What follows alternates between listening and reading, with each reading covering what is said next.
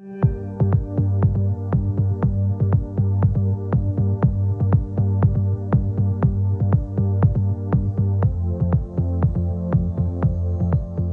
Hazardous Materials Regulations, or HMR, requires Hazmat employees like you to be trained and tested within 90 days before performing any task subject to the regulations. This video teaches you about HMRs, helps you work safely around Hazmat, and will help you meet the general awareness training requirements. You'll soon be able to describe the information on the Hazmat table that will help you determine if a material is hazardous, as well as recognize the hazard classes and divisions using the Hazmat table.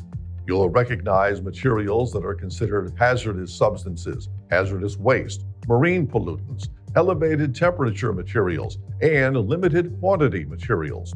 And finally, you'll be able to identify the purpose of shipping papers, markings, labels, and placards. The first step in shipping a material is determining what it is and if it is subject to the HMR. In other words, is it a hazardous material? For you to determine whether a material is hazardous, you must know the hazards of the material as well as the different hazard classifications and divisions in the HMRs. You must know the standards for hazardous substances, hazardous wastes, marine pollutants, elevated temperature materials, and limited quantity materials.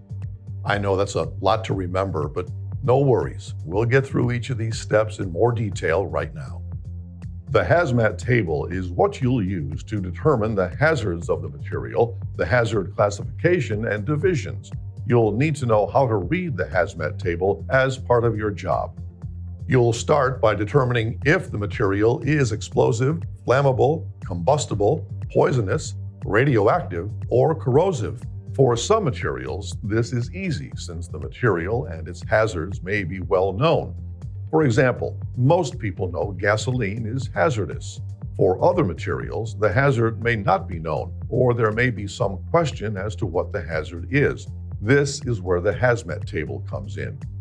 You'll need to be able to determine the hazard classification of each material you handle while at work. There are 9 total. They're used to assign a material to a hazard category. A material may meet the definition of more than one class, but it's assigned to only one. Some hazard classes are also divided further into divisions. In addition to the hazard classes and divisions, a material may also be regulated because it is a hazardous substance, hazardous waste, marine pollutant, elevated temperature material, or limited quantity material. Hazardous substances can be dangerous to public health or the environment and are listed in the Hazardous Materials Regulations. The list of hazardous substances includes materials like asbestos, PCBs, and lead. Hazardous substances that meet or exceed the quantity on the list are called a reportable quantity, or RQ. Common hazardous wastes you might run into include solvents and pesticides. They are subject to the hazardous waste manifest requirements of the Environmental Protection Agency. These rules are specified in 40 CFR 262. Aldrin, DDT, and turpentine are examples of marine pollutants. A full list is included in Appendix B to 49 CFR 172.101. They're packaged in a concentration which equals or exceeds 10% for marine pollutants and 1% for severe marine pollutants. The marine pollutant marking must always be displayed when the material is transported by vessel. An elevated temperature material is a material in a bulk package that is in a liquid phase at a temperature at or above 212 degrees Fahrenheit, in a liquid phase with a flash point at or above 100 degrees Fahrenheit that is intentionally heated above its flash point, or in a solid phase at room temperature at or above 464 degrees Fahrenheit. Asphalt and molten sulfur are both examples of possible elevated temperature materials. Often thought of as a separate classification, limited quantity is a hazardous material in classes 2 to 9 that meet specific exception requirements in the regulations. These materials present a limited hazard during transport. This is usually due to their form, quantity, and packaging. Common examples include bleach, small arms ammunition, cosmetics, and drain cleaners. They're often excluded from most of the rules because of this limited hazard. The HMR requires each shipper to properly classify a material and to communicate the material's hazards. This can be done through the use of basic descriptions on shipping papers, markings and labels on packages, and placards and markings on transport vehicles. Shipping papers, which can be a shipping order, bill of lading, or a manifest, are important to the hazmat transportation process. If an accident or incident occurs, shipping papers provide emergency responders with much of the information they need to respond quickly and appropriately. Time is critical in an emergency.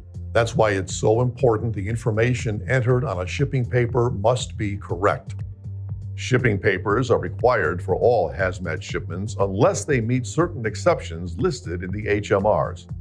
Markings provide valuable information about the hazardous material that is being shipped. They are used with labels and placards to help communicate information about the hazmat. Most labels are 4-inch by 4-inch diamonds attached to a shipping box or packaging. They communicate a warning of a material's hazards. The colors and symbols on labels show the hazard or division of the material inside a packaging. Placards look like labels but are much larger in size, 10 inches by 10 inches. Most bulk packagings, freight containers, unit load devices, transport vehicles, and rail cars containing hazmat must be placarded on each side and each end. If you will be working with shipping papers, markings, labels, or placards, there are other videos and trainings that will help you learn what you need to know about these function-specific requirements. This general awareness video was just the start of your hazmat training. Now that you are familiar with the HMR and are able to recognize and properly identify hazardous materials, it's time to determine where your training goes from here. I don't have to tell you, hazardous materials are dangerous. No matter what your job or function is in the transportation of hazmat, remember your training and perform your tasks right every time. The health and safety of others depends on it.